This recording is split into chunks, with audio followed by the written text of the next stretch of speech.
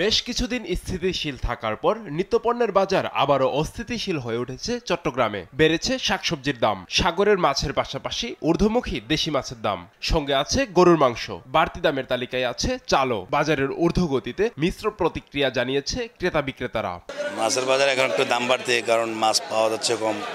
যেমন গত দুই দিন ধরে সাগরের মাছ বন্ধ, যায় আসতেছে অল্প অল্প, এগুলো মানে বুট দৌড়াই দিয়েছে, এগুলো চলে আসতেছে।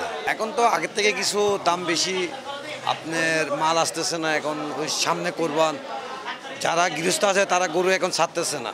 আশা করি ইনশাল্লাহ গরু আসলে কিছু দাম কমতে পারবে। এখন আপনি ইন্ডিয়ার বর্ডারও বন্ধ, বার্মার বর্ডার বন্ধ। সবজি যেহেতু এখন সরবরাহ অনেকটাই কম, রোজার মধ্যে সরবরাহ বেশি ছিল, এখন সরবরাহ অনেকটাই কম, আমরা সেই জন্য একটু দাম একটু বাড়তি।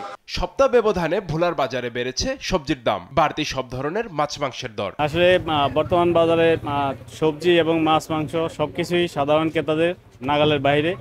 তো অন্যান্য যে ব্যাপারটা, তাও মাছের দাম অনেক বেশি, চিংড়ি মাছ, ইলিশ মাছ, এগুলো অনেক দাম বেশি। সাপ্তাহিক ছুটির দিনে ক্রেতা বিক্রেতাদের উপস্থিতিতে জমজমাট চাঁদপুরের মাছের বাজার। ক্রেতারা বলছেন, বাজারে পর্যাপ্ত মাছ থাকা সত্ত্বেও বেড়েছে দাম।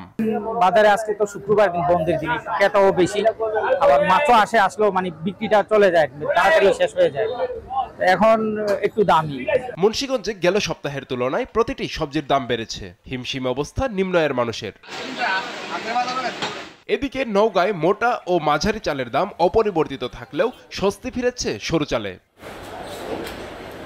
আর কুড়িগ্রামে কিছুটা বেড়েছে পেঁয়াজের দাম। কৃষক ও ব্যবসায়ীরা বলছেন, সরকারিভাবে এ অঞ্চলে পেঁয়াজ সংরক্ষণ করা গেলে লাভবান হতেন তারা।